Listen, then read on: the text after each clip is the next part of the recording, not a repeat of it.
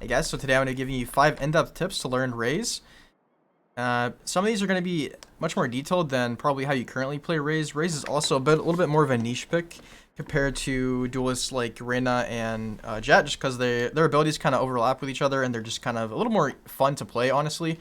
But Raze is also very fun once you kind of learn to master her. So the first tip is use blast packs for various types of movements and also to displace enemies.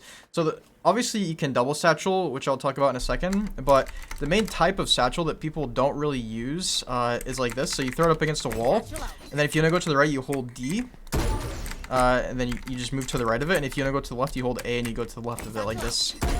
And you can also jump for added movement, or for added distance, you see, and you can also go to the left. You can also go backwards for, like, you know, say someone's swinging you here, you can throw them off by doing something like that. So this is just a nice little movement. An example of how you might use this in a game is to, like, say, you know, I'm trying to kill one person right here. I know it's just one person, and so I'm gonna throw my satchel like this, and I'm just pretty much swinging them. So instead of just running out and swinging them, I get this a little added, like, boost of distance. And this can be really nice, like say the person is heaven, and I just want to like swing them. Their crosshair is gonna be like right here, but you're gonna end up being like over here, and so they have to hit like a bit of a flick to actually kill you. And by the time that they get onto your head, you can just kill them. So that's a really nice kind of added bonus. Another way that you can use satchels is to just simply get onto high ground, of course. You can also double satchel like this. I'm not the greatest at double satcheling, so don't judge me, but if you want to perfect that, there are videos that you can watch to do that. I don't think I did too bad there, actually. That's not bad. You can also ult with that. We'll talk about that in a second.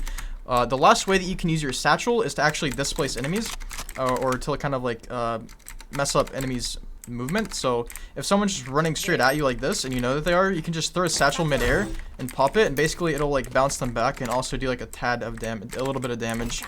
And then you can also, like, you know, kind of peek with this, and it's really good if people like stuck in corners. Like for example, you know, someone's stuck right here, you kind of just chuck this and then swing them. They'll be like very kind of like confused, or you know, it'll just be harder for them to react to you because they won't know what's happening.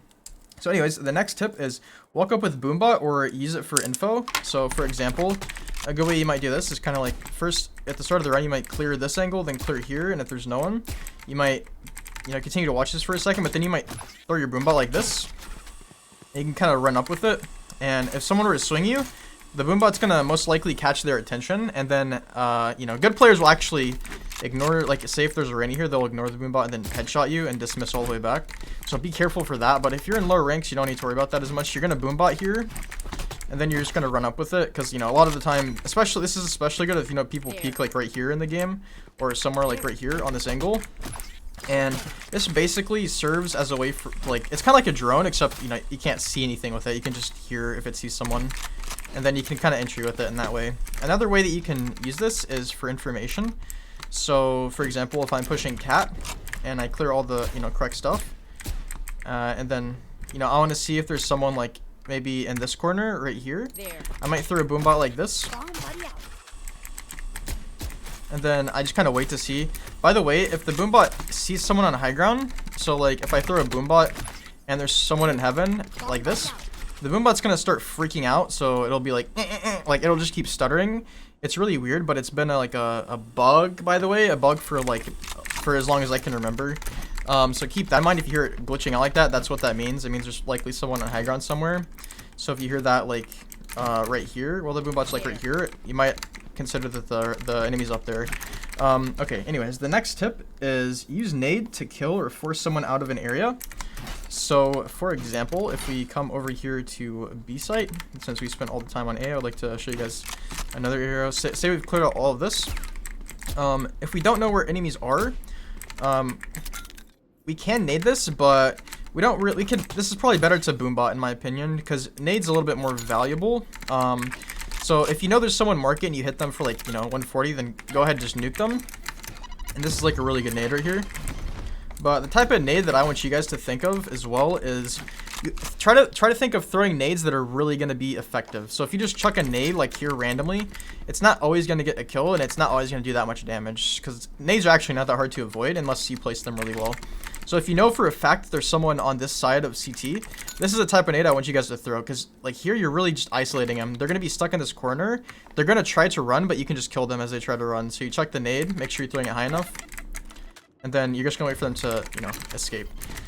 So another cool little tip you can do with Raze nade, if you throw it high enough, it'll impact right on top of someone. Whereas if you throw it on the ground, I'll go ahead and show you guys here. If you throw it on the ground, you can see it bounces like twice or 3 times before it actually blows up. Whereas if you throw it at just the right height, I believe this might be it, it'll blow up like right in the middle of the air. Bang. Like this is exactly the height you want it to blow up at, because it will completely obliterate people. That was a little bit too low. You see like right there is quite a good height, maybe a little bit lower. But if you guys can perfect that, it'll really help you kind of catch people off guard. Like if you're getting naded like that, and you really have no time to react to it, especially if you're low, you're just dead and you don't even hear the nade coming really. And there's also those 4 cluster bombs that kind of show up after. So anyways, on to the 4th tip. Understand multiple ways to ult as Raze, and also that your ult gives you a slight momentum boost whenever you shoot it. So pretty much the most common way that people use Raze ult is they kind of like just run in with it, or they just satchel in, so something like this. And then you'll just look for someone somewhere, and if you don't see anyone, then right before your ult runs out, you'll use it and try to predict where the enemy might be hiding. This is completely fine. Like do this for sure, especially if your team's trying to full push the site. But another way that you can use Raze ult, especially on like defense, is say for example the enemies are running out here, and then you don't really want the enemies to know where you are. So this is what I like to call like the silent Raze ult. So you can just pop your ult. You don't want to run out, just wait and just kind of listen to what the enemies are doing. Because if they don't hear you, they're more than likely going to assume that you're ulting somewhere else on the map, and then they're all going to run out. And you can easily get like double kills, triple kills like this, because people will assume the Raze must be ulting somewhere else since it's not here, right? And in lower ranks, there'll be less comms, so you know people will be even more clueless, and they'll make more assumptions like that. So that's definitely a good way you can use the ult. Like I said, there's also a little momentum boost. So I'll see if I can get over this thing right here. I don't think I can. It's not a super large momentum boost, but you can definitely kind of see it. Like you see, I'm going quite high there, and if you combine that with a double satchel, you can definitely see it there. That's definitely, if you're a more advanced Raze player, that's even hard kind of for me to do because I don't play Raze that much, but it's definitely something you should know about to consider implementing into your gameplay. Anyways, the 5th and final tip for you guys is save nade and or ult for defending the spike. So for example, if the spike goes down right here, I wouldn't necessarily recommend doing this. No, this is fine. This is fine. So say the spike's down, like probably default would be here. Instead of nade here, you can just save your ult. So you know you're looking for people. They tap the spike, you pop your ult. They really have to respect this. They either have to push you or just try to run and hide because they're kind of just screwed. And then, you know, you just ult that and you continue to play time. Also with nade, a better example would probably be on A because you don't really want to be nading from backside there. So really quickly, so say the spike is just down right here. Normally people in high ranks will come here to play a lot. So you can kind of just bank the nade off of this. And you see this is just in the right spot to get anyone off of the spike. And you don't even have to be out in the middle of the open to nade them. You can bounce it off of this. And this is really quite good just because, again, you know, it gets them off the spike without you having to expose yourself.